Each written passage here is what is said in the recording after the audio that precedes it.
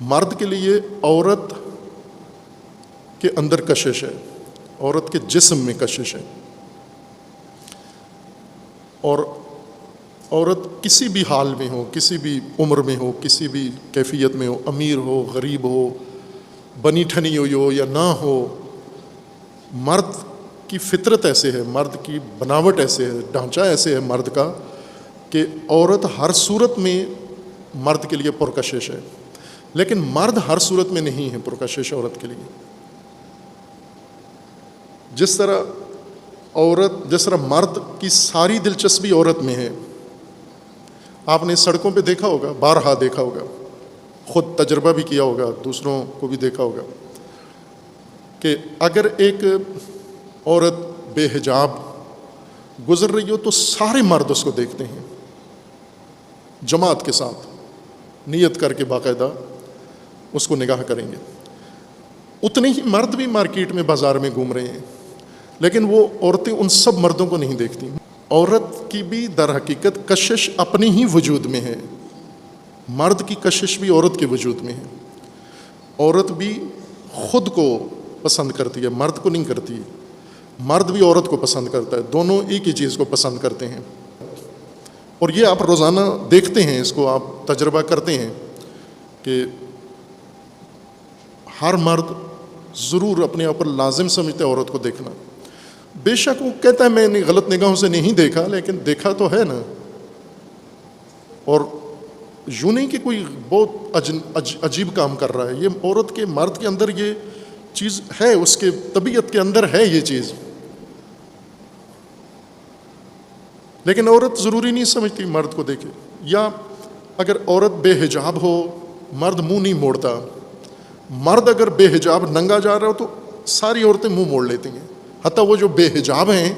وہ بھی منہ موڑ لیتی ہیں، پسند نہیں کرتی ننگے مرد کو دیکھنا، لیکن مرد پسند کرتا ہے کہ دیکھے ان کو۔ خوب یہ بھی نقطہ اگر نظر میں رکھیں اس کو، اور پھر جو قرآن نے نظم ایجاد کیا ہے اس کو سمجھنے میں مدد ملتی ہے۔ یہ جو لوگ عورت مرد برابر سمجھتے ہیں، خوب یہ نادان ہیں، جاہل ہیں، مغرض ہیں۔ عورت بناوٹ میں، احساسات میں، طبیعت میں، اپنی اندرونی اس رجحانات میں مرد سے مختلف ہے۔ بعض اوقات مسخ ہو جاتے ہیں اور مرد زنانہ بن جاتے ہیں، بعض عورتوں میں مردانہ پن آ جاتا ہے، یہ استثناء ہے، لیکن عموماً ایسے نہیں ہے۔ خب اس پہلو کو اگر نظر میں رکھیں تو یہ قرآنی نظم پھر زیادہ انسان کو سمجھ میں آتا ہے کہ جب مرد ہر عورت میں دلچسپی رکھتا ہے اور عورت ہر مرد میں دلچسپی نہیں رکھتی۔ عورت دکانوں میں دلچسپی رکھتی ہے، دکانوں میں پڑے ہوئے سامان میں دلچسپی رکھتی ہے، دکاندار میں ذرا دلچسپی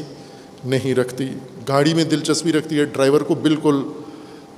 نظر انداز کرتی ہے، ڈرائیور اس کو بالکل اچھا نہیں لگتا، گاڑی بہت اچھی لگتی ہے، لیکن چونکہ اس مالک یہ ہے تو لہٰذا یہ مرد خوش نہ ہو کہ عورت اس کی طرف توجہ کر رہی ہے، یہ اس گاڑی کی وجہ سے ہے، گاڑی کا احترام ہے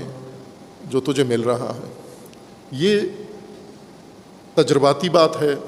اس کو نہیں جھٹلا سکتے آپ، مگر یہ کہ اناد، معاند، یعنی ہٹ درم آدمی ہو کہ جو کہے کہ ابھی دن ہے میں نہیں مانتا،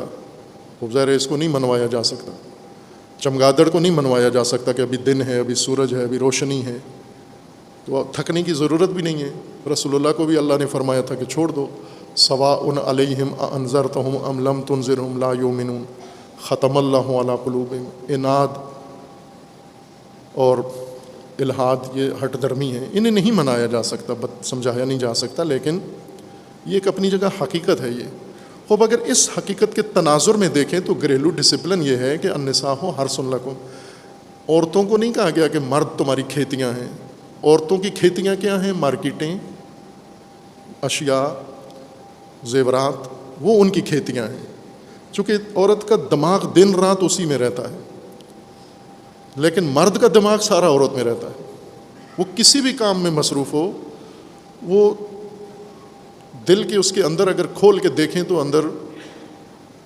یہ اس کے یہ مخلوق پائی جاتی ہے۔ اب یہ اگر مرد کی کمزوری ہے یا کہیں مرد کے اندر یہ خصلت ہے رکھی گئی ہے اور یہ بری نہیں ہے، اگر نظم پیدا ہو جائے اس میں کہ عورت کی طرف مرد کی شدید توجہ ہے، اب ایک عورت اور مرد آپس میں ازدواج کر کے انہوں نے وہ تعلق آپس میں قائم کر لیا ہے. اب یہ جو عورت مرد کے گھر میں ہے، اس عورت کو پتہ ہونا چاہیے کہ یہ مرد شادی کے بعد اگر اس نے وہ ضرورت پوری نہیں کی مرد کی، تو یہ ہر عورت کو دیکھے گا. یہ